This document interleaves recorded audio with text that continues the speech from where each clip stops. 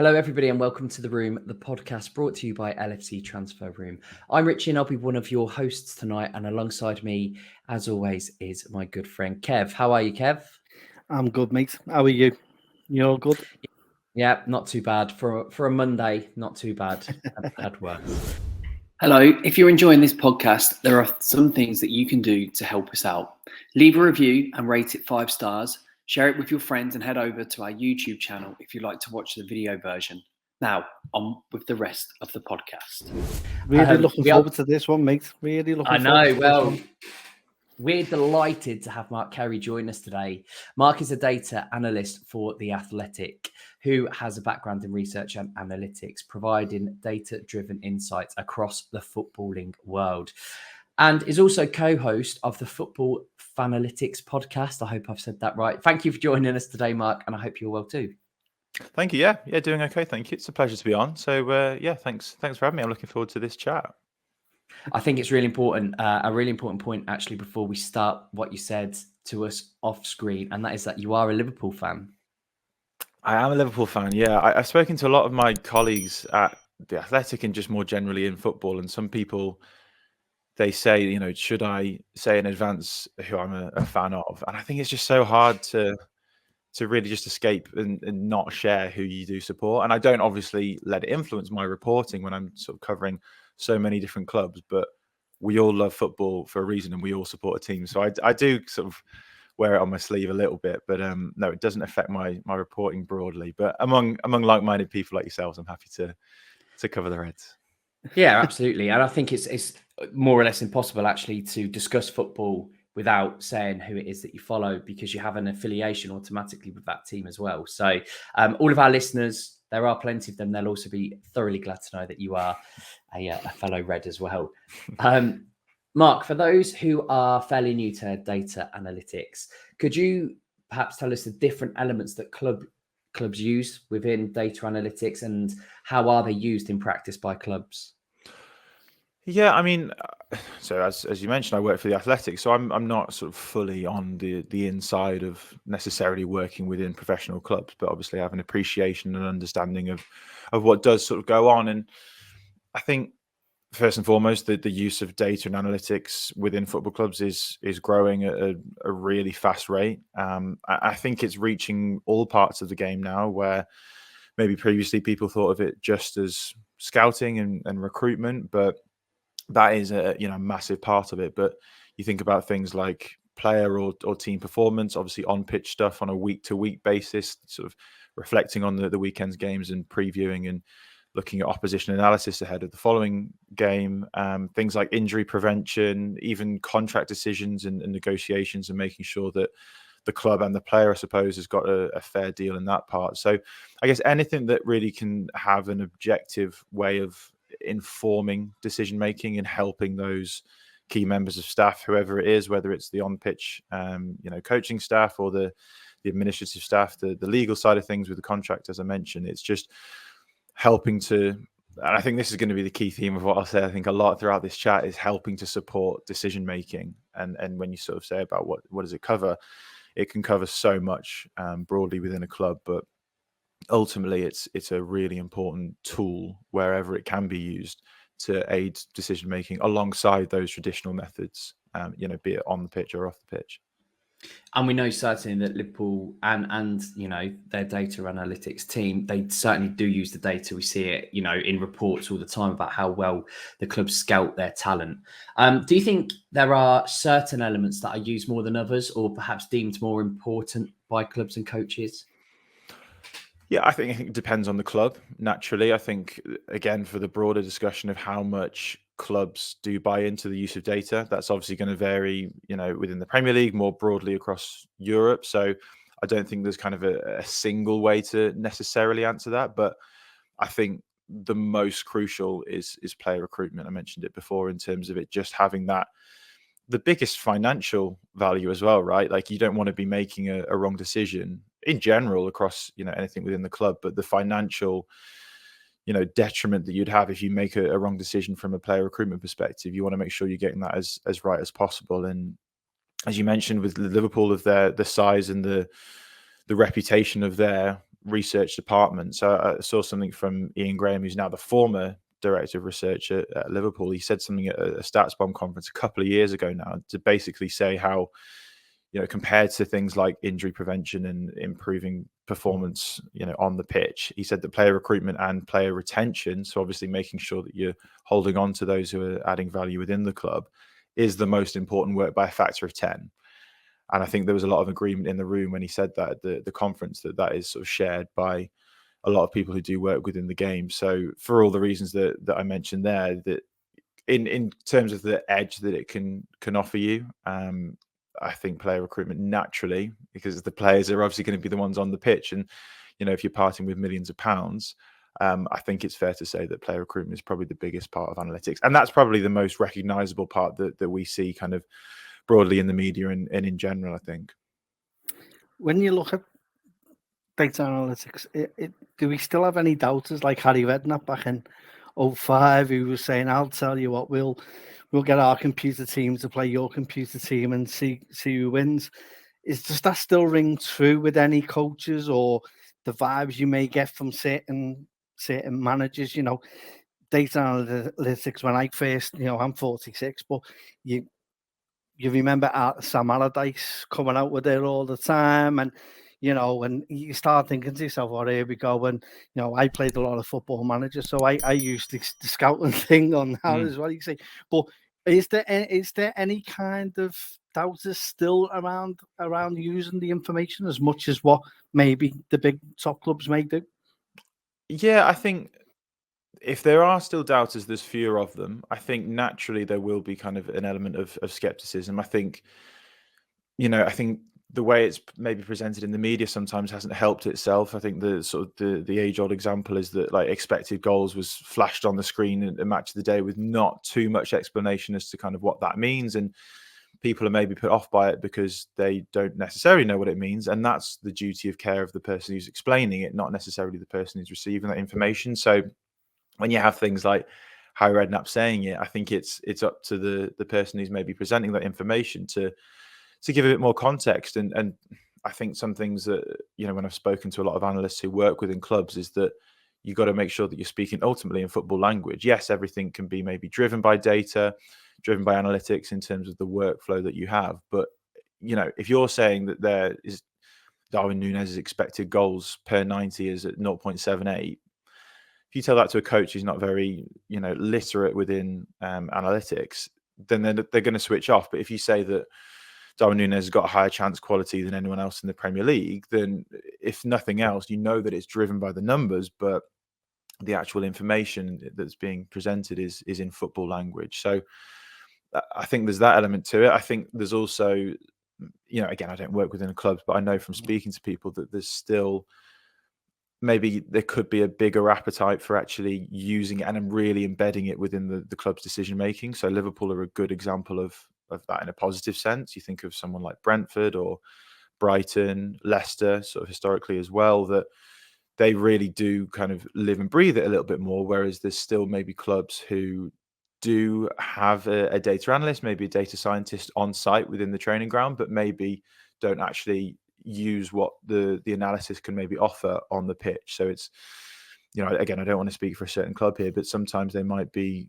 a bit more token gesture, so to speak, and that might be doing them a bit of a disservice. But to really make sure that it's actually being maximized, you want to make sure that it's actually kind of influencing the key decision makers. But I think the age-old stereotype of, football's not played on spreadsheets, all those sorts of things, and we are like the laptop gurus and all that sort of stuff. I think it's starting to evolve a little bit more away from that, and people are seeing the utility and the positive reinforcement of people like Liverpool, Barcelona, all of the the top club, Manchester City obviously being a key part of that. They've got a massive team across the whole of City Football Group. When teams like that and clubs like that are doing it and it's going well, I think other clubs naturally would think, okay, well, there's got to be something in this. So I think that there's less resistance to it, but there's still a long way to go, I think, and I think that's exciting. No, it certainly is. I just thinking about that, I still, when I've got a season ticket for Liverpool, which is kind of a blessing in especially under Klopp at the minute. I still use the eye test, the godforsaken eye test, more so than what I do with the data. It's only since I've been on streams with the likes of Ritchie and LFC Transfer Room that I've actually started using more packages more and started looking into comparisons. But a lot of my insight into how players look and all like that, it comes down to just that simple look of a player, how he looks. Naturally, though, my opinion, which is very little, it always sometimes goes against the data. So do the club still use that when it comes to selling players? It's not just all what's on that piece of paper, as you said. It's also looking at what that player brings as well in other areas, such as leadership and even though he may be in a poor performance, it's like looking at how does that still ring true? That you still need to have those other things as well as the data analytics.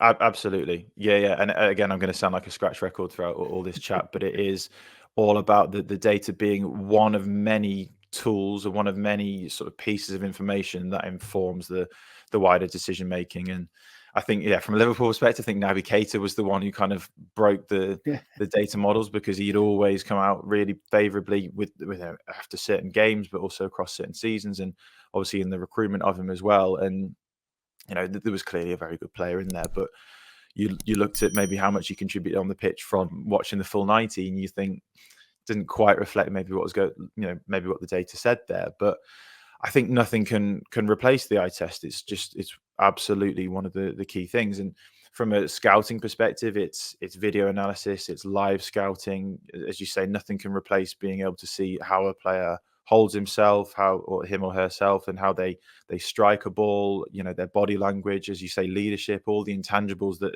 you just cannot quantify, absolutely ring true. So I'm glad that I'm able to say it early, that I'm not trying to only fly the flag for data here, because it's, we're all football fans and it's everything that else goes around it. But I think one of the many advantages of using data is the speed or the breadth of coverage that you maybe look at. So, if I asked you to watch all of Darwin Núñez, I'd keep coming back to Darwin Núñez, but Darwin Núñez's shots before he signed for Liverpool, it would take you a fair amount of time. Fair enough. You'd want to try and go into a bit of depth, but the speed of which, using data, I could tell you the volume of shots he had maybe per 90, the shot type, the shot quality in terms of the XG per shot. So how clear is the average shot, or how high is the chance quality that he's maybe getting, the average distance, whether he overperformed against the expectation, given all of the things that go into that shot quality of, expected goals models of the clarity of the shot. You can do that across every season of his career. Look how that's maybe changed. How consistent is he? So, the speed at which you could look at tens of potentially hundreds across certain players' games across their career, it gives you such a wide breadth. And then the eye test and looking at it on a sort of a game by game basis gives you the real kind of the detail of all the other things around it. Put the two together and you've got a pretty good understanding of a player's profile. So I think it's always about kind of going hand in hand. The thing about that though, Mark, is that eye test I used for Nardon and Núñez was the Benfica game in which he played against us. And that was my eye test for him, because I thought in that game he was unbelievable and unplayable at times against us. And even the goals he scored and his influence on the game, from what I could see and witness, I could see a truly top quality player. But then you look at what he done last season; it doesn't. You know what I mean? You got people questioning if he can reach that still. Do you know what I mean? So that was only my eye test on Darwin and Núñez to say. But it's mad though, isn't it? Do you know what I mean? You can go and use data, but one game and certain people will come away with a certain interpretation of that player. No, it's true. And these are all things which, from like speaking with, other analysts and going to different conferences and reading different things about kind of data in general, that the example that I'd say, from a data perspective is just sample size. So you obviously had a sample size of one game. And if I asked you to, ball up a piece of paper and throw it in the bin and ask you to do it once and you got it in, I think maybe you're an amazing person throwing a piece of paper in the bin. But if I actually do it 100 times, do you know what I mean? It's such a rudimentary example, I realize. But like, if I actually do it 100 times and you maybe got it in, let's say 56 times, I think, okay, you're pretty good, maybe above average. Got you to do it 1,000 times, etc., etc. Yeah. I'd have a clear understanding of what your sort of capability was. And obviously, really rudimentary example, but you get the point that when you sort of increase the sample size, you can increase your confidence of what your conclusion is. I think that's obviously where the data comes into its own, and it's the case for anything within business, or again anything within decision making. If you've got something, that a piece of information that can help with that decision making alongside other things, then it can only be a good thing. But yeah, I do agree with you with the Núñez example. I think Liverpool did that a few times with Luis Diaz and Minamino to a certain extent. When they had good games against Liverpool, it started to maybe the recruitment team maybe thought, okay, well, this is someone we could maybe have on board. So both have their value, absolutely, for sure. Shame we didn't do that for Haaland when he played against us at Salzburg, hey? Although I'm absolutely positive that Darwin Núñez is going to come good this season. I'm absolutely 100% sure of that. And I'm really glad, actually, that you mentioned Keita, because we obviously signed him a year in advance, essentially. So all of the Liverpool fans could watch him for a year. And I think most people did. And I've never been so excited about a signing as I was for Naby Keita, because it wasn't just the data that was phenomenal. It was his performances, and like that eye test as well is there too. And he came to the club, and I still to this day said if he was injury free, he would have been the best midfielders under Jurgen Klopp. But alas, it was not to be. I think as well on that, it's tactical, right? Like he was playing for a side that was playing 4-2-2-2. He was a bit more box to box. He was able to be far more transitional. And then you go into a side who's playing 4-3-3, and the role, it was becoming less kind of workmanlike. That was the whole thing that was said about Liverpool's midfield, wasn't it? A few seasons ago. So it's with all of that as well. When you think about how can you predict how successful a signing is going to be, and you think about Núñez as an example, as another example, that it's all about the alchemy then of the chemistry with all of the other players within the team. They're not just coming in as an individual, they're coming into how well do they fit with the team. And I'm sure we'll speak about the new signings that Liverpool got this season as well. And it's not just that player's capabilities. And another thing which I always find interesting is I did a piece on Declan Rice fairly recently, and it was really hard to disentangle what is his playing profile versus what has he been asked to do by David Moyes for so many different seasons. Like the only other example would have been him playing for England, which is sort of a good enough sample size. But how well could he sort of transition into an elite team like Arsenal? Is it that maybe he's quite conservative in his passing because that's what he's being asked to do, or is that because that is his capability? And I think it's the case for any signing, in general. I think Keita would be another example of that, where he was the side that he was coming from and to was slightly tactically different in what he was being asked to do. And we've seen with Rice, even in the past couple of games, that actually he's not a bad box-to-box. He's not just a holding six.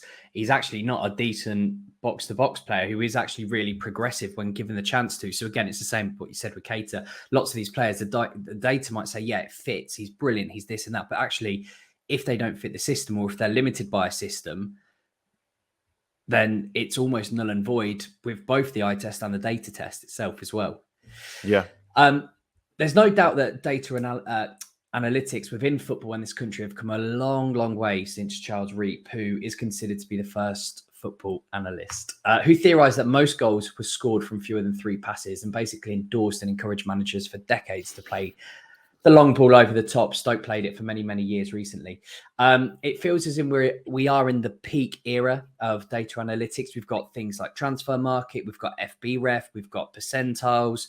We've got so many areas of different parts of data collection, more than ever. Do you think that we are in a peak period for data analytics?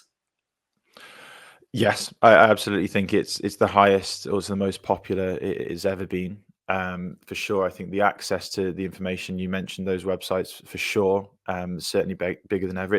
It's grown since I really started getting into it about 5 or 6 years ago. And then obviously being able to, the access to such data allows you to then do more sort of interesting things with the data, because when I first started, it was just like scratching around, scraping for anything that was broadly, anything that I could actually do some form of analysis on. now there's a inundation of data and information. But without kind of being too negative, I think that's where there's maybe a bit of a duty of care that maybe comes along with that, because there's so much information and people who are very eager, very keen, and I'm not absolutely not one to judge at all. They're very keen to get into it, and I think they sometimes maybe have a tendency to try and share that information or repurpose that information in such a way that isn't necessarily always grounded in context. And maybe in the same way that certain websites might sort of look for more clickbait stuff, you start to think that presenting a piece of data is very, very different from kind of generating any sort of insight. And I'm not suggesting I'm the most insightful person, but my job is to try to provide insight and not necessarily just provide data. So I think it's something which I always like to sort of come back to, of the stages of which you can maybe sort of shape something from data to insight. So data on its own is kind of just raw material. And what you can do with raw material is shape that into something kind of meaningful. So the example that I've often given is that data is like a block of wood on its own, kind of useless. And you could maybe think of that as Liverpool have taken average 11 shots per 90 last season. The natural thing that you could then say is like, so what? Like that's a piece of data, but that's not grounded in any context. So then you start to try and make that into information. You start to shape it. You chop up the piece of wood a little bit, and you say, okay, well, where did that rank compared to other teams within the Premier League? How did that differ from Liverpool last season? And then that starts to get a bit more context. Okay, well, that's starting to shape it, and then you can maybe go into insight and say, well, if it is more than last season for Liverpool, why is that? Are they taking 4 or 5 more shots from range, and they're actually not working into lower high quality areas?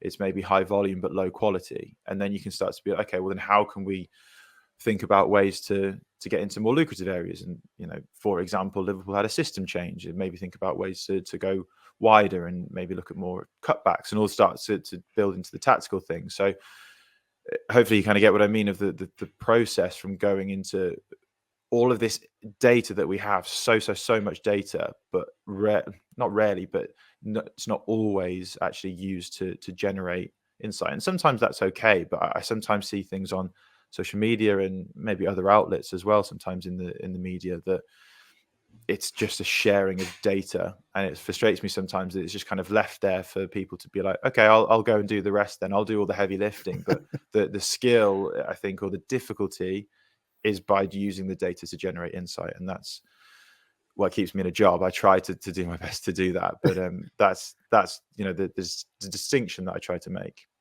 Yeah, and it comes back down to that context. I think you were absolutely spot on. Like, everything comes down to context. It's no good having, like you mentioned earlier, XG on Match of the Day when my granddad, who's watching, who's 86, he is older than you, Kev, who's 86, and he doesn't have a clue what that is. So that you're absolutely right. There has to be a duty of care, because otherwise you're taking away so much meaning, what people think is meaning, because it's on the telly, of football that they can't understand. So they're getting disassociated with what they're seeing. Yeah, I absolutely agree. And that feeds into the thing which I've always tried to be about. And the podcast that I do outside of work has always been about trying to bridge the gap, because there sort of seems to, or there has been maybe historically, two sort of sides of the fence, where someone's maybe open to the idea of using data, another isn't.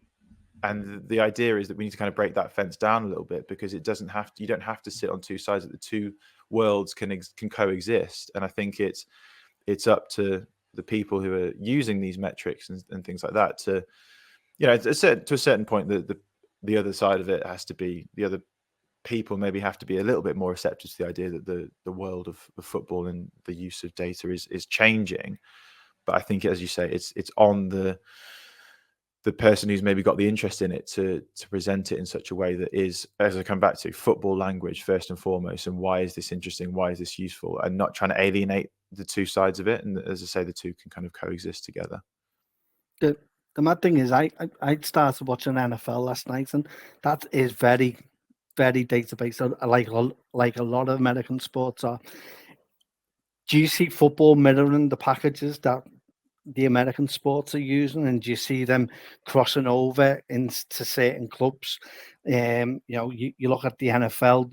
Do you think there'll be at some point a coordinator in the in the box, already divulging the information and collating it and changing the formation as that's been changed, and then it's been passed to the manager, something that Capello could have done within in Rome when Houllier changed his, or I think it was Rafa Benitez who changed his formation after about 2 minutes, and it was like a chess move that he couldn't see. Do you see a point of that coming into an element of that coming into the game at all? I think so. I think it's starting to already. I know that Mikel Arteta said there's 36 formations or something in the was it Palace game or maybe another game.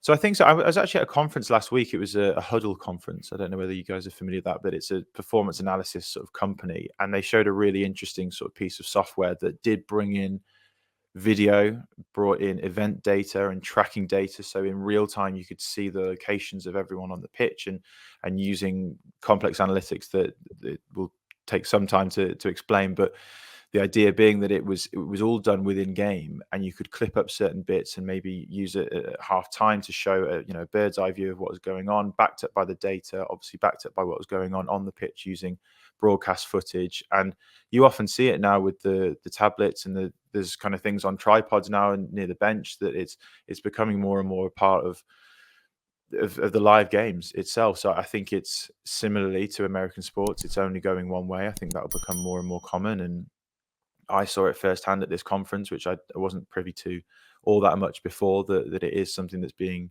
widely used. I think more generally with American sports, I think with basketball and baseball in particular, because of the nature of the sport itself, it's a bit more of a sort of closed action. I think it lends itself so much more to analytics, and I think it's widely sort of known that these sports are multiple years, up to 10 years ahead in terms of their use of analytics, be it the complexity of their models potentially, or just the uptake from the fan base in the media coverage and everything, or using all these numbers at halftime, where previously we mentioned expected goals. I think there's still a bit of a reluctance to use it in the mainstream media, whereas it's just those sorts of analytics are just absolutely commonplace within American sports. But I think, again, as is well established within football, with basketball and baseball, there's so many kind of points from which you can then trace back. Okay, well, what action led to that point being scored or whatever? Whereas in football, you can play for an hour and a half and it could still be 0-0. And you think, okay, well, there's players have added value within that game, but how do we quantify the value that's been added? And that has, the answer to that is being, there's the work on that is growing in terms of actually looking to answer that within football, but it's far more fluid as a sport, which doesn't lend itself as much to analytics compared with those American sports, but it's definitely on the up. The mad thing as well for me as well, so sorry Ritchie, is you've also got probability. You got maths equations being brought into. I saw the thing on BBC, their Christmas lectures, and they had one of the Liverpool professors on there who was mentioning about probability. Now, I never thought in my day I would see someone who's a mathematician, should be based at NASA, is actually based at Liverpool and is providing probability of who on passes as well as shots. And they had it wasn't in real time, but it was like a pre-season game that they showed, and it's so insightful as to what can be used and what is at people's disposals. And when you start thinking of mathematicians are actually in the game, it just shows you the extent of where data analytics has gone, especially with the bigger clubs. No, I absolutely agree. I think that's where even things like expected goals, we keep coming back to it. I think, I see it in the comments section of my articles sometimes that, again, duty of care and everything that comes with it, that sometimes people question, how can you have an expected goal, as though maybe someone's just putting a number to it off the top of their head saying, well, that looks like a high probability, so I'd say that one's at about a 0.8. But the mathematical model that traces back hundreds of thousands of goals that actually then looks into the probability, and that's all expected goals is, for example, is probability, to say that if the average player was in that situation 100 times, 60 times out of 100, you'd expect them to score that 0.6 xg, and that's all it is. And then obviously you aggregate it from there. So it's all about, and it feeds into what you said before about it informing decision making. And if you can do it with a probability that is, using statistical models to say, okay, I am very confident with a high probability that this player is going to fit really well with our team, then, and this is very rudimentary in terms of saying this, as I say, but it can only help to then influence the decision making and increase the likelihood that that player or that person, or whoever it may be, coach, is going to be a success. And I think that's all it ever comes down to, is probability. And I think the idea that data is objective, people then think that if you maybe don't always get it right, that data doesn't work. But the data often is just, it's an objective way of then informing the probability. But you can never absolutely guarantee success of any signing, for example. And that's where I think the Harry Redknapp example is quite like reductionist, which is fair enough. Yeah. But that's kind of not what anyone's saying, but they're just, as I say, using it to inform decision making, be it in real time on the pitch or every transfer window for a new signing. We've mentioned technology and the use of iPads and tripods, and the use of, at halftime you could put everything on the big screen, a big projector, X, Y, and Z.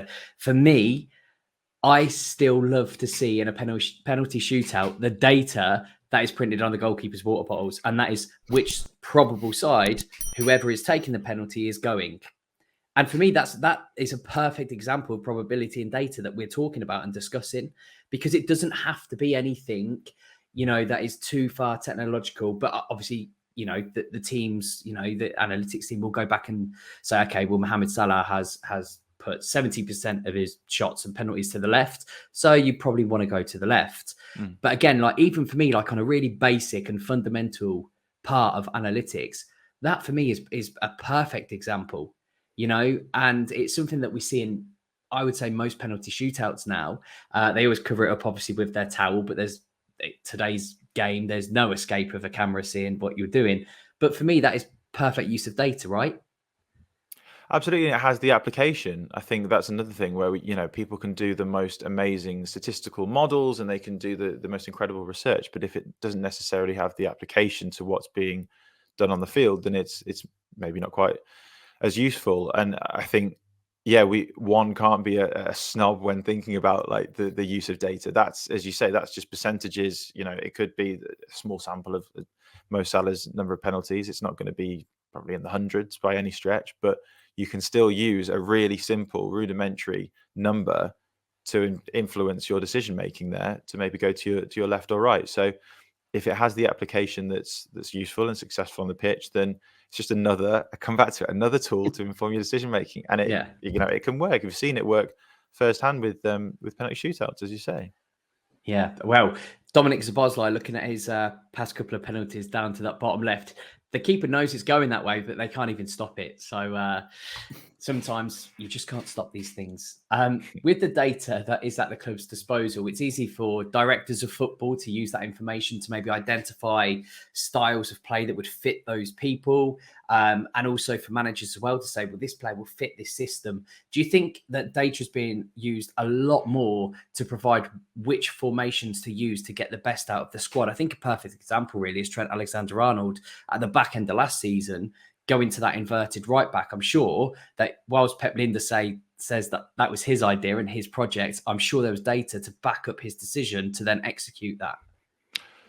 Yeah, I mean, using things like possession value or expected threat there, sort of, and let me know if you already know this, but it's tracing it back a bit further from expected goals, just to look at every action that a player has. What is their value in improving or increasing the likelihood that your team will score a goal within a certain number of actions or a certain number of times? So it can give an objective way of, a defensive midfielder, their contribution towards the team's overall attacking output, in the same way that you could a winger or a striker, which typically are easier to quantify. And I imagine Trent would be very high, if not the highest, I think it's fair to say, as he has been for a number of seasons, in that sort of wider contribution of all of his actions, increasing the chance of Liverpool scoring a goal because of the number of progressive passes that he makes, and he sees passes that other people don't. And again, that comes back to the eye test of things that yes, data would have no doubt helped with that, but I think even without data, you can see that would have been a wise move to make because of his sheer technique. So I think, yeah, those sorts of things can help with directors of football and things like that, who are themselves, I know this to be true, they are improving and broadly speaking, becoming more literate with the use of data. And I think that there's more platforms that actually help to put the data into sort of more natural language as a platform itself for people who maybe aren't as data literate, like people necessarily with backgrounds more in director of football roles. But I think with things like formations and stuff like that, I would probably defer to the idea that it's got to be mainly led by tactics. I don't think we could lean too much and maybe use data as a crutch more so than a tool there, and think that obviously there's so many coaches and performance analysts who know so much about the game that I think those sorts of things and their approach, their style of play, all those things, again, has an element where you can help with data. But I think maybe I'd be doing those decision makers and coaches a disservice by saying it's sort of led by data. It could maybe be sort of helped by data, but it's all the things that maybe go around it in terms of the tactical fit. And the Trent one's still a really interesting example. I still think it's all about risk and reward with his on-ball actions, but against a really high quality team. I even saw it in pre-season, didn't we? With that Liverpool's right, the opposition's left, still kind of having a bit of joy when we're going from an in possession shape to an out of possession shape. So you got to weigh it all up, I suppose, in terms of what Trent offers when he's on the ball is that possession value that I spoke about, but how much within that 10 seconds of him losing the ball are Liverpool more vulnerable than maybe when he was in the previous role of the tactical fit as well. I always find that really interesting between sort of in possession and out of possession shape. Yeah, and I think it was Damsgaard, wasn't it? I think that was the game where they were just pinging balls over the top, and it did look like Liverpool were at 6s and 7s at time with that defence. So I think the jury is perhaps still out on Trent in that inverted right back role, purely because if Konate's not playing, it does seem like we'd struggle to, get across in time to cover that if he does lose out possession. So it's a really interesting move. It really worked at the back end of last season. And it seems to have stalled somewhat. Yeah, I think so. I mean, I think Liverpool's press from the front, as everyone sort of is well established, isn't it? That last season before the change, it just wasn't working. I think it's you either do one or the other, but you certainly don't do neither. And I think if you really press, now Liverpool's midfield has kind of got the energy to win the ball high up and stop things at source, and kind of how things were a couple of seasons ago, where the opposition's head is just spinning because the minute they win the ball back, there's just 3 or 4 players on them. You either do that and really, really press and stop it at source, so that then any exposure of a high back line or Trent being in advanced positions isn't exposed. And you certainly, or if you don't do that, with the odd occasion where at certain points within the game, you maybe don't take that leap and overcommit yourself, you maybe then take a step back and drop back a couple of yards or try and get back in position, which is what I think Liverpool last season at times were doing neither, where there wasn't enough pressure on the ball, but that high line was still too high. And that's just suicide football, isn't it? So you think, well, I think they're now getting back to the stage of stopping it at source. I think the energy of the midfield, and I think Cody Gakpo in particular is sort of leading the front, has done really well in that regard of sort of the game intelligence that he's got. There's starting to, I mean, it's very entertaining to watch. He's starting to kind of cut it off at source, so that then, that exposure of the back line isn't quite as much, even though there's, there was some shaky moments against Newcastle, for example. Well, we're talking about the midfield and, the transfer window that's been.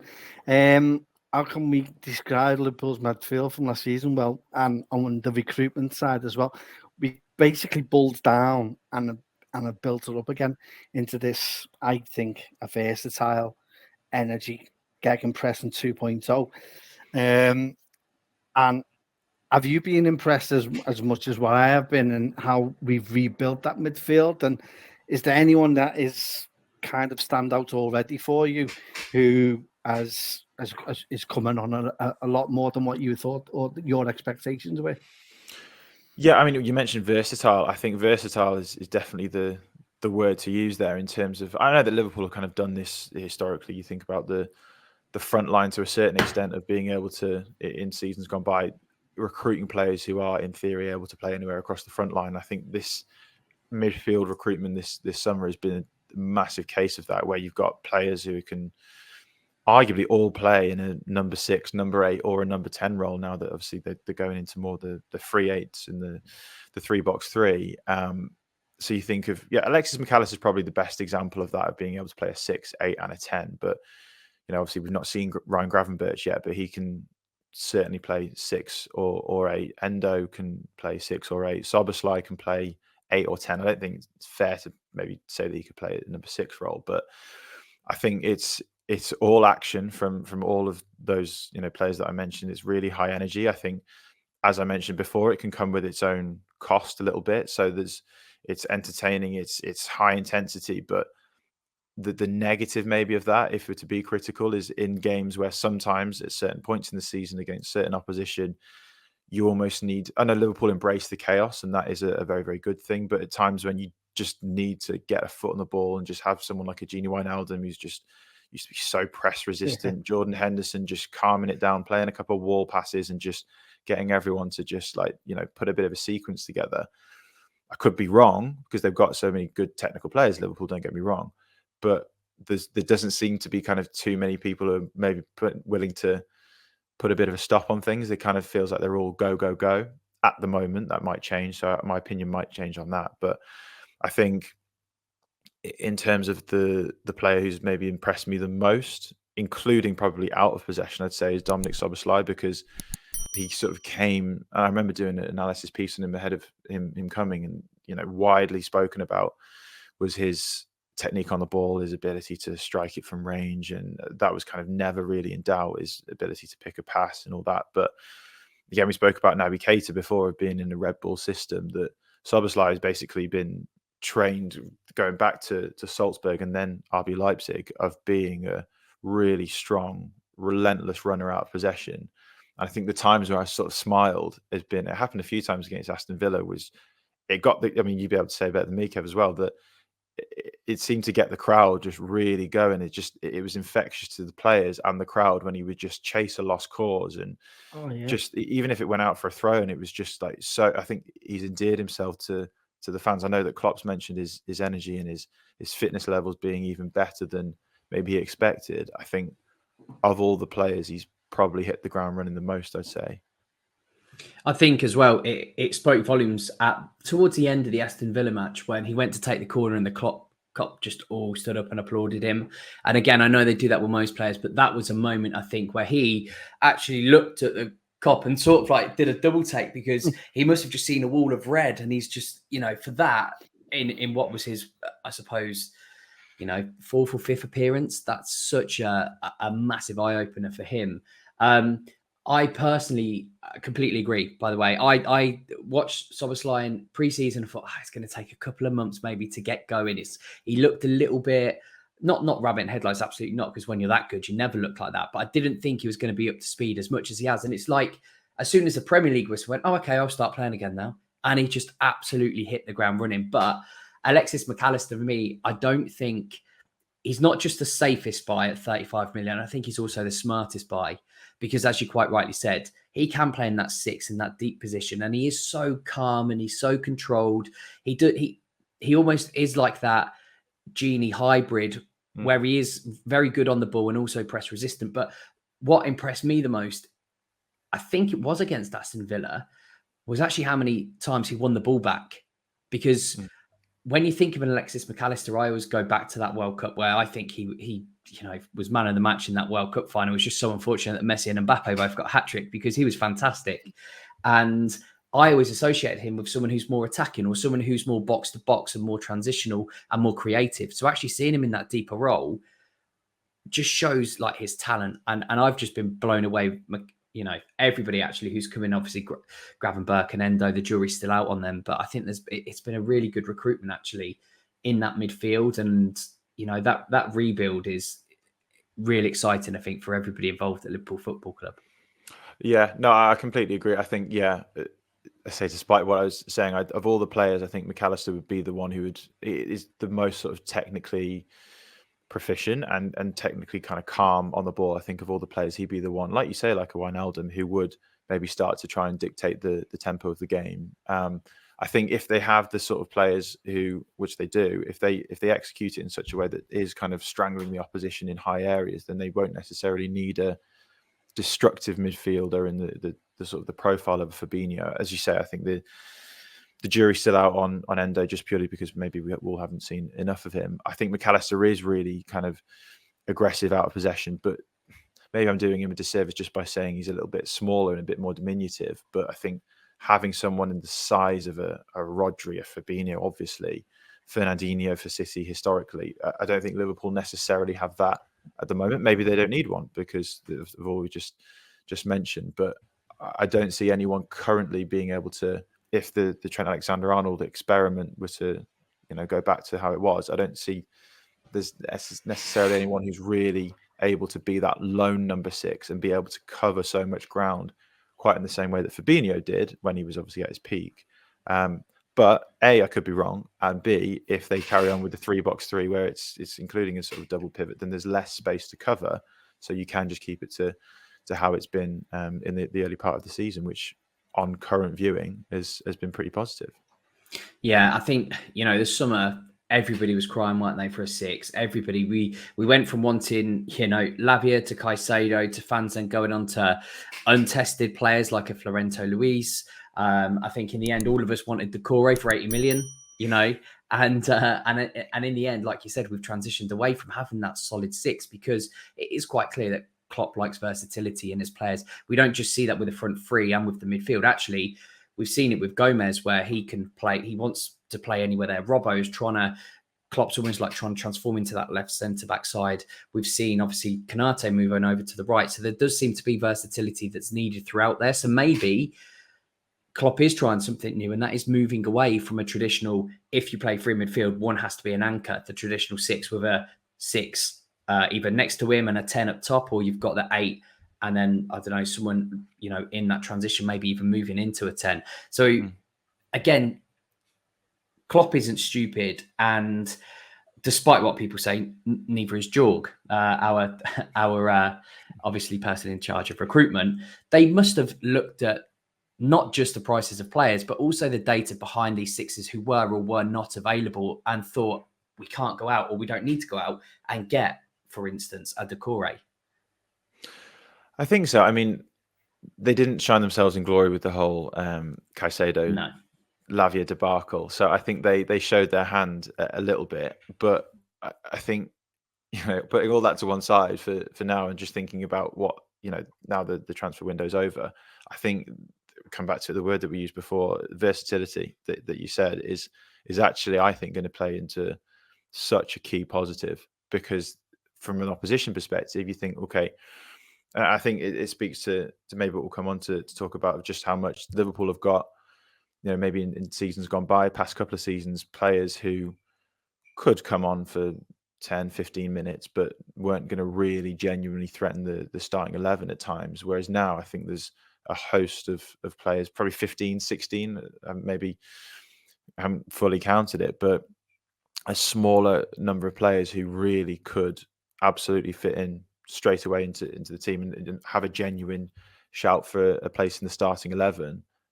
And rather than necessarily being predictable of having like, right, Caicedo is going to play every game and he's going to be the lone 6, maybe we can, as an opposition, think of a way to really try and press him or use him in our game plan to stop him. Whereas going into it, that versatility of all the players then instills unpredictability in the opposition. And then you start to think, well, that's maybe how tactically you can get an edge, rather than just our 11 are better than your 11. And on certain days, that's just not going to be the case for a whole host of reasons. But the versatility of the system and the players able to even rotate within the game, different positions, could be where now this season more than ever that in recent years under Klopp, I think is probably going to be where the edge is this season, I think. When we talk about recruitment, and I know we've just been through the transfer window, and when you're using data analytics as well, when you're using that and you've got Liverpool who've got a style of play, we know that we want that gegenpressing style of high energy football, is the best way to describe Liverpool's data analytics when it comes to recruitment as reducing the ocean of players down to a river of ideal players. So the source of all the recruitment that's there, you're trying to basically, if that's the size of a football pitch, you're trying to narrow that down to the centre circle of players that can actually come in, who can actually do and focus on the job that you do. Do you agree with that? And is that what, in a sense, what Michael Edwards started and achieved when he was director of football at Liverpool, along with obviously the Moneyball kind of way of bringing players in as well? Yeah, good question. I think the first half of that, I definitely agree with. I think that's typically where data does come into its own of being a good, often in terms of the sort of the production line or the process, it's often kind of at the start to rightfully, as you say, reduce it down and create a bit of a short list to say of, the hundreds upon thousands of players who could genuinely play in the Premier League. Which players would suit us best, be it, as you say, tactically, but then you think about all the other things like, can we afford this player? What's their transfer fee? What's maybe their contract length, their age? You mentioned before about personality traits, leadership things, all those things that the Venn diagram actually then often only leaves a very, very small pool of players when you think about it, of all the things to actually perfectly fit. And that's before going into the whole GBE rules and all of the legal stuff, political stuff that I don't really want to get into. But I think as well where data and analytics comes into its own from a recruitment perspective with Michael Edwards and everything that that team and everything that's fed into that team is what we spoke about before in terms of providing that assurance in how confident you can feel when you are making those decisions. There's a lot of data companies that I spoke to one recently called Sentient Sports, and they provide machine learning and really sort of deep, complex artificial intelligence analytics models that profiles and essentially simulates what the player is going to do when they are in that team. So often they do it across sort of two axes, two indexes, or indices of suitability in terms of the stylistic fit or the tactical fit, and the player chemistry. And I think I did one recently, and it was never designed to say that Jude Bellingham was never going to be a success at Real Madrid, but it was sort of acknowledged, because that sounds stupid, especially now given his start to his life at Madrid. But I think in general, it was that we all had to acknowledge that from a chemistry perspective, there wasn't too many native English people there. He's going to have to adapt to a new environment. And that's obviously the case with a lot of players coming to the Premier League, maybe not necessarily speaking English. And, coming back to Darwin Núñez again, I know that he did that interview recently and he said maybe 3 or 4 words in English, but fortunately there are a lot of Spanish speaking players there, and all of those things as well that kind of go into it. I think, these simulations and this sort of complex analytics can then again inform the decision making to say not only what is the pool of players, but how confident can we be that this player is going to hit the ground running or make a slow start, and then the momentum shifts in either direction. So I think that's where Liverpool's research department, which again is known across Europe and worldwide to be one of the leading ones there, the complexity and the robustness of their analytics models is such that they can actually be confident beyond kind of what we consider to be the simple data, that the player is going to be a success. And that's where no one really expected Fabinho or Diogo Jota to be a success necessarily when we were looking at all the other sort of bigger name players, but the data sort of pointed in the direction of them being a success, and they have been. It's mad though, because you've gone away. We've gone away from like a report on a player to now possibly a dossier on a player that is showing his psyche. What's he like when his team loses? What's he like when his team's winning?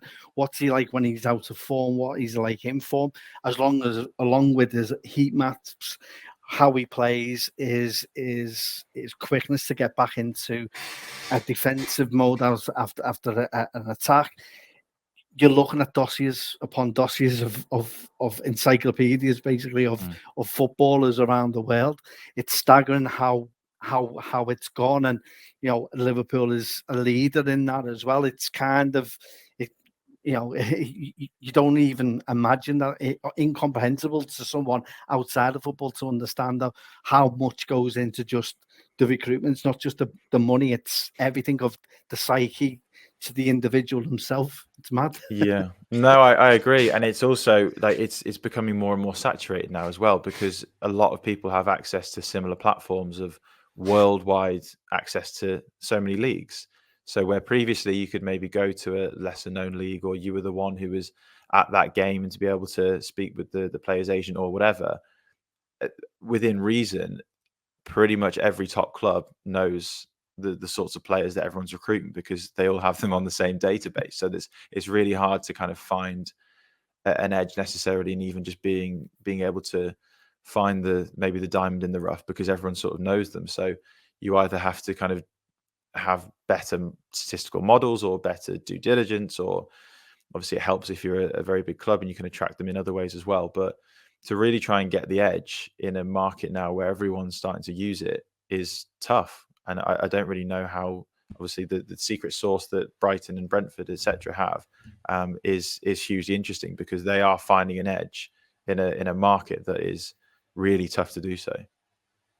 Yeah, Brighton's recruitment is just phenomenal. It's like a conveyor belt of talent. Like one goes out the door, the next one comes in. One goes out the door, and the next one comes in. They are a phenomenon at the minute. And City have started to do it, I think, with the South American market really well. We've seen Alvarez obviously come in and hit the ground running. I thought he was really impressive in the World Cup too, actually, in the back end of last season and the start of this season. And you know, you mentioned about the characters. Something that I read, I think it's from The Athletic, actually, when we signed Cody Gakpo, and Klopp said it was more to do with his character. Yes, versatility helps you play anywhere across the front three, and now he can even play midfield. But apart from that, the report said that he appoints somebody to go through his game after every single game and go through it statistically and unpick his game after every game to show how he can improve for the next one. And that's a Jurgen Klopp player through and through. Players who are that passionate, with that character of cool, calm, composed, but also actually studious of the game as well. Like that is a Klopp player through and through. So Cody Gakpo is employed. Is this what you mean? So he's employed someone to help go through it. Yeah, that's really interesting, because again, off the back of this conference I was at last week, again from a piece on The Athletic, Bruno Guimaraes does something similar. It's actually becoming more and more common for players to do it. And you think about, we've spoken a lot about the uptake from coaches and managers on the use of data, but I think we are now in a generation where the players themselves, to your point, it's just part and parcel of the way that they play football. I think, I don't class myself as too old, but I feel like I know football in a pre-data world, and I've sort of been a part of this kind of change or whatever. But I think maybe a lot of the players who are either side of, early 20s, it's just been from their academy years, just been a key part of how they look to improve, of performance analysis, be it video or obviously data. It's just the norm for them now. And at this conference, actually, there was Mark Leyland, who was very well thought of in the Liverpool staff as a performance analyst, opposition analyst, and he's now at City Football Group, was at Newcastle, Everton and Burnley across his whole career. Very, very good at what he does. And he was sort of, the question was asked to him about, do you sometimes see these analysts who maybe work with the players as a threat, so to speak, to be like, well, if the club analyst is maybe saying you could improve on this, then the player maybe has their own analyst who's maybe going to be a bit of their hype man to say, well, actually, no, they're good at this, this, and this. And that was sort of the question that was posed. And to his credit, he said that was nothing of the sort. It's always productive conversations. And again, Ritchie, what you're saying is that it's just a view to just, among almost all players, just want to get better. It's not used as a tool to say, no, you should be playing me ahead of, the other player. It's just, how can I be better than I currently am? And if there's access to data and technology to help me answer that question, then I'm going to use it because I can afford to use it. And it's also, available to use. Yeah, I mean, for me, I just think it's like any profession. How do I get better? Well, Gakpo, Bruno Guimaraes, etc., have done the right thing by saying, okay, well, this is how you get better. you know, and that's the type of characters you want in your football team. I'm going to ask you to do a pretty impossible thing, though, Mark, if that's okay. I'm going to try and see if you can see into the future in about 10 years' time and say what part data analytics would play in the future. Because I personally can't see how it can get any bigger, but you might. I don't really. As in, like, I don't know how to predict it per se. I think there's a piece that I did a while back where I've reused this phrase multiple times because I think it is quite pertinent that the genie is out of the bottle, basically. So the idea that maybe people, I don't think there's too many people who do think that this is kind of a fad or sort of a short-term thing within the professional game. You know, maybe those who don't necessarily know how much it's been used.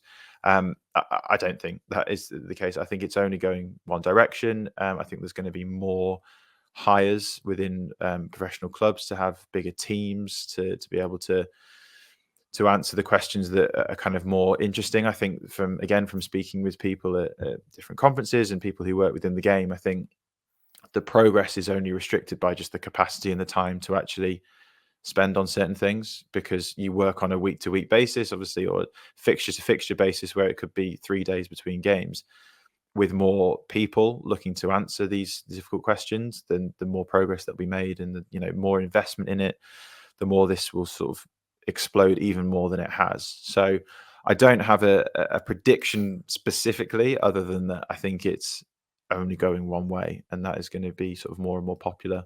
And obviously, the more popular it gets, the more complex the not necessarily the models are, but the more interesting and insightful the output can be, which is where it gets really exciting.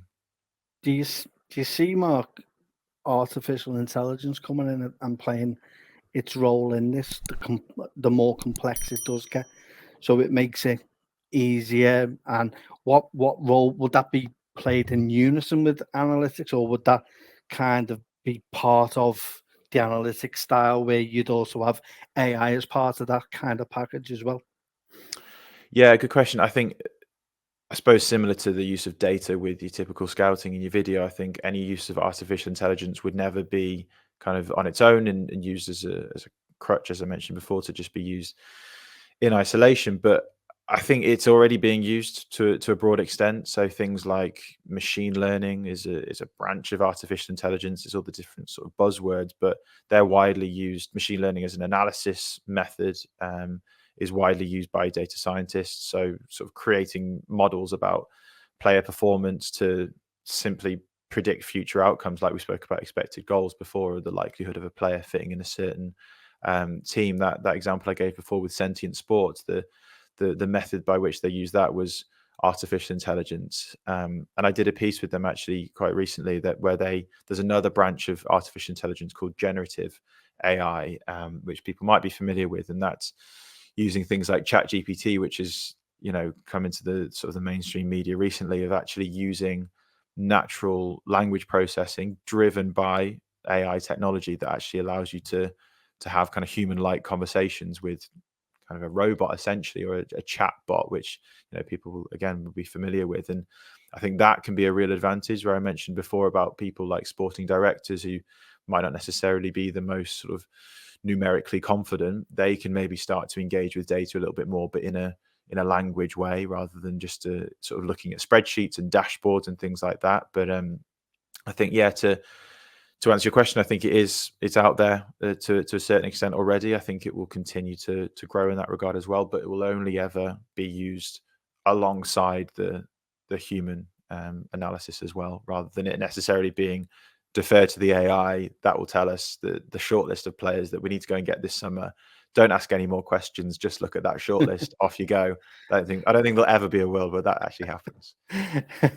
Well, seeing that we've been using you and asking questions, and have you got any questions for us at all, or anything you want to ask us, or are you quite I didn't really want to ask that question because I'm waiting for something complex to come our way, but I just feel it's all been questions towards yourself, you see. So to take that, ease that kind of pressure off you, is there anything you'd like to ask us at all, or?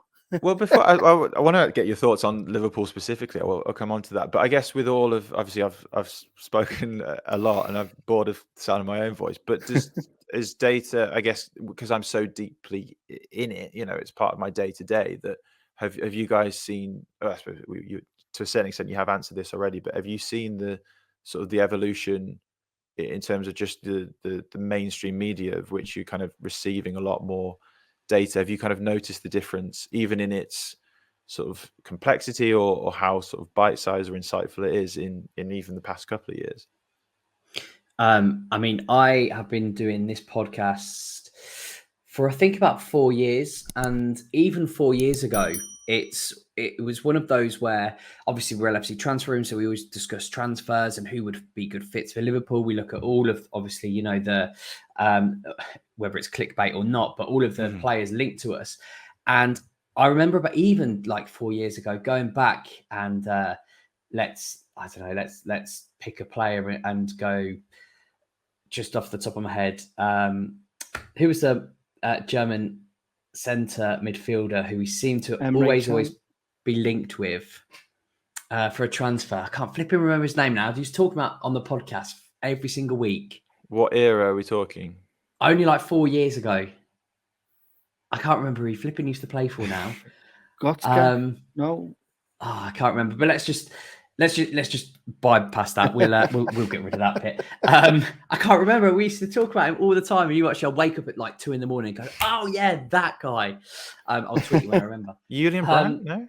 No. I think he played for Gladbach, and he was just like apparently the next coming, like the second next coming of the German midfield, and we were always linked. Neuhaus, there you go, Florian Neuhaus. I knew I'd get there. Yeah. And it seemed like when even 4 years ago, it's taken me 4 years to get there, but even when we was looking at Neuhaus, like when we first talk about him, we're like, oh, we better go and watch like at least a YouTube compilation, or we better go and like get something together. And then even like a couple of years ago when that link came out again, like I said, we could actually now just search the database. You could search FBref and you could see, what percentage of goals is scored with which foot, and that wasn't available 4 years ago, because if it was, we would have used it. So even for me, it's in the space of 4 years, it's massive, because even on our streams, not just within the podcast, we talk about players, and especially since the summer transfer window has just finished, it felt like Kev and I were talking about every player that we were linked with, but we actually had something then to talk about along with the context, obviously, and using the eye test too. You can't just say, okay, well, let's go and get Jared Bowen then, because he scored X amount of goals this season, and also he scored with this foot. He's a perfect replacement for Salah. So we obviously use the context behind it, and we are careful with what context we put out in terms of data. But for me, absolutely agree with you. Like it's made such a difference having a database available to actually analyze players and analyze what they're good at. And sometimes that is to the player's detriment. We did mention Darwin earlier, and I, again, still love him. But again, it's this now, okay, it's a second season. Everyone looks at his second season, there's a lot of data, and now we're expecting big things from him. So sometimes it could be at the detriment of those players. But yeah, I mean, Kev, I don't know about you, but absolutely, when we do podcasts and streams, I certainly try to look at data and unpick any anomalies or anything there to emphasize a certain point. I think it's hard not to. I think even playing the simple fantasy football league, there's also, you're all looking at data that is driven you to buy certain players in certain positions and to provide you a little bit of an edge over your competitors. I've noticed it with that. I've noticed it within social media. Before I started on working with LFC Transfer Room, you've noticed the kind of language that is used within the media is now changing to be data analytic positive in a way, if that sounds right. But it was I was brought up in the negative side of Sam Allardyce, so it's kind of been a barrier, and it can be a barrier with certain people because they'll automatically stereotype it and bring it down to that kind of, especially people of my era probably. But once you've opened, but as you say, it's about breaking those barriers down, and once you open up and you see what is available and you start looking into it a little bit more, and your mind, it it makes you want to learn it more. It's like a sponge at times because you're absorbing as much information as you possibly can. So it is good in a way. I do think, especially with Match of the Day, if they're doing stats or any kind of analyst show should be explaining it to a lot more people because to be honest, it should be inclusive. And I think football is inclusive. And I think this part of it is not very inclusive as it could be. I don't know if you agree with that, Mark. Or as you said though, Kev, as well, it's a sponge. It's new to all of us. Well, we've embraced it, so why shouldn't other people be exposed to that and they embrace it too and find a different love for the game too? Yeah, and I think it speaks to what we spoke about before in terms of the stereotype being that it's maybe the data nerds or all the sort of the negative connotation from the people who are interested in it, and it sort of has an element which is maybe sometimes a little bit dismissive, and it's just people, as you say, who want to be a sponge and want to just kind of learn more. I don't think of myself as a nerd per se, but I think it is just bringing the two together and having an open and honest conversation about certain things. And it might not be for everyone, and I come back to it from my perspective, and it's always really interesting to learn how I can improve of that duty of care to make sure that anything that I write in the pieces that I write, or maybe any podcast that I speak about, is never using language that's too exclusionary to anyone who may be getting into this for the first time.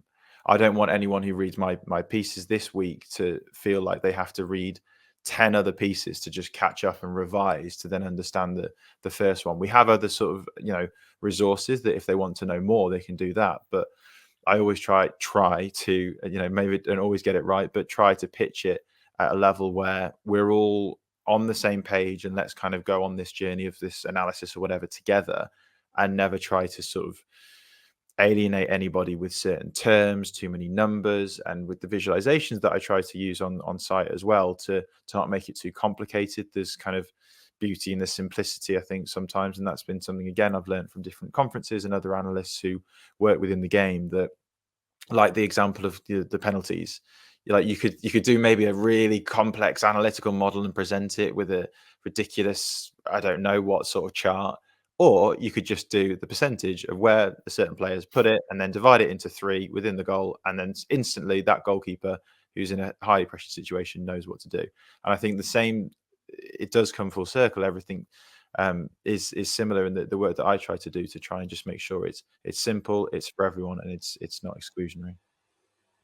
Couple of quick fire questions then for you as we wind down here today, Mark. You are obviously a Liverpool fan, so I will base some questions at you. Just real quick fire, doesn't have to be a lot of thought behind it, just gut instincts. Ready? Okay, good. Right. Prediction of where Liverpool finish in the league this season. That was going to be my second question to you. I actually wrote that down.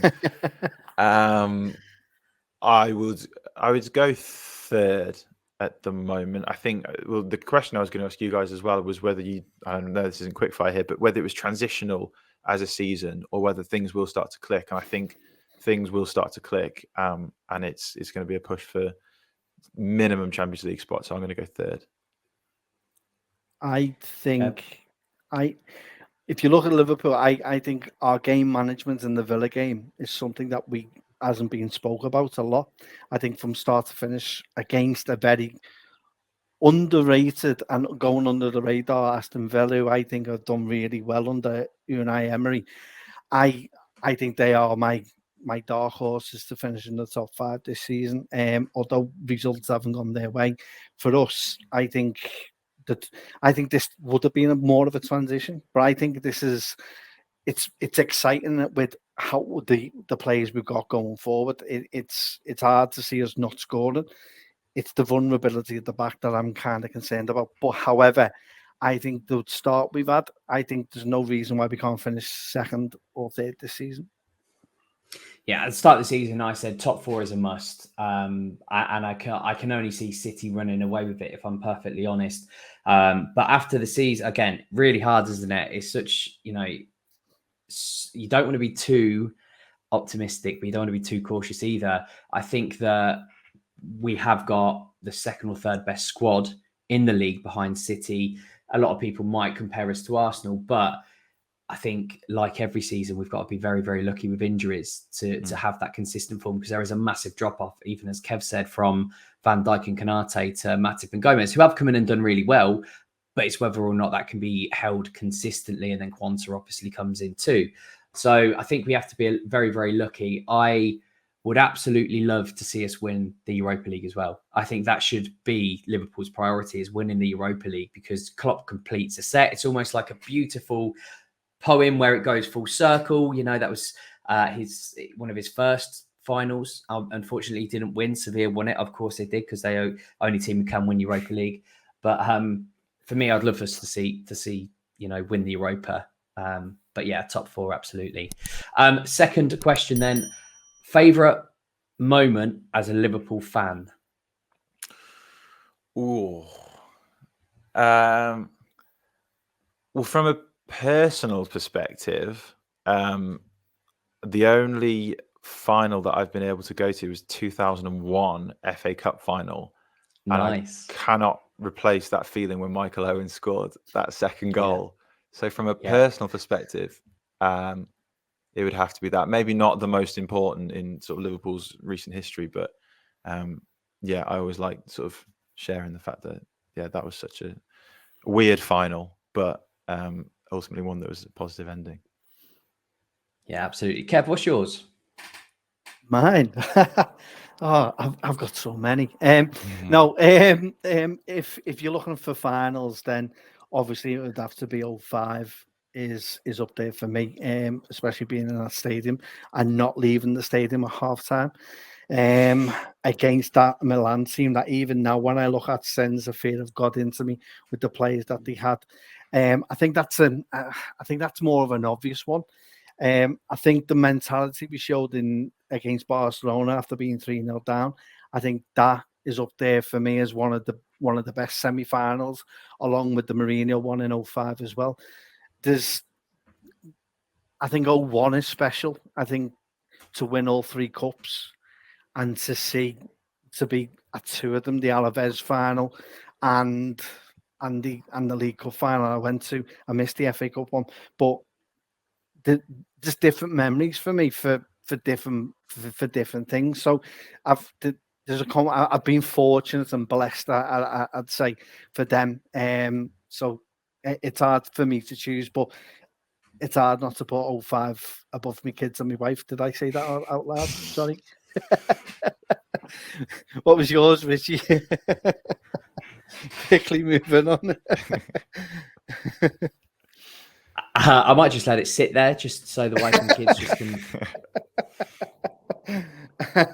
Yes, he did say that. He did say that. I was going to say Barcelona. However, that for me is the best single game that I've seen, including Istanbul, which had we not have gone on, I don't think, to win it, that year, not Istanbul, obviously the Barcelona, I think that, that's perhaps why, because of everything that you said. And still I hear Messi mashed on Merseyside, in my dreams. But I think if I'm going to not say that one, it would have been Salah's goal against Manchester United, Alisson assist, because that was the moment where I genuinely thought, and I let myself think, and now we're going to win the league. And for me, I've never really seen Liverpool win the league. I think I was 3 years old the last time I saw it. So obviously, for me, that is the big one. But that was the moment when Salah went clear, slotted it past De Gea. And that for me, when all of the cop and everybody sang, we're going to win the league. That for me is probably, a very, very nice moment, I think, for all of Liverpool Football Club. Mark, favourite ever player? Ooh, well, controversially, somewhat, when I said about Michael Owen scoring, that was at a time when I just got into football.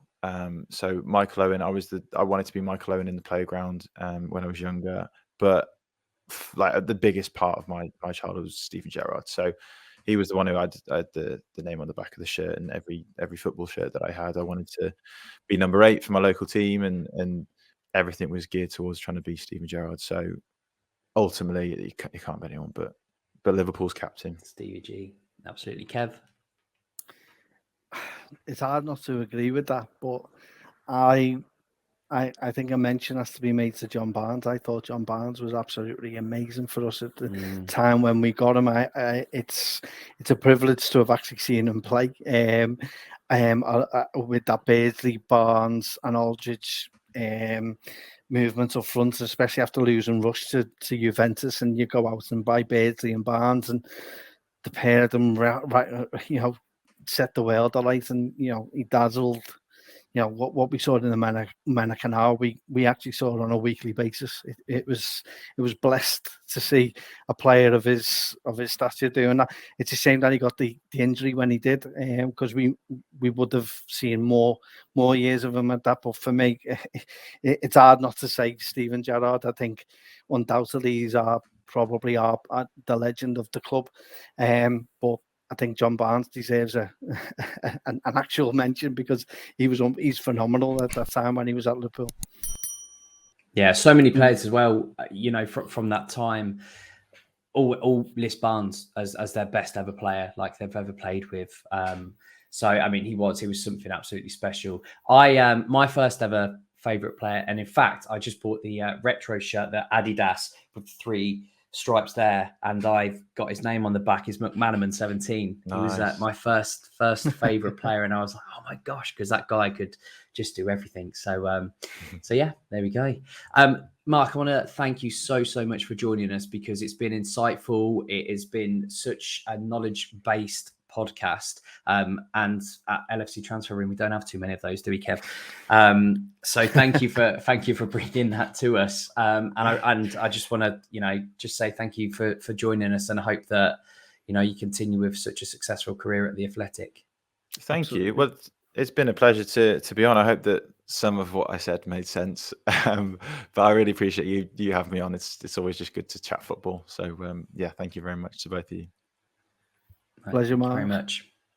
This has been LFC Transfer Room, the Room podcast. And please do join us next time, where we will have more special guests and hopefully more footballing insight like we have done today. Please do give the channel a like and a subscribe. You can listen to us on YouTube, Apple, iTunes, and many, many other devices. I've been Ritchie, joined by Kev and Mark. And thank you, as always, and forever, up the Reds.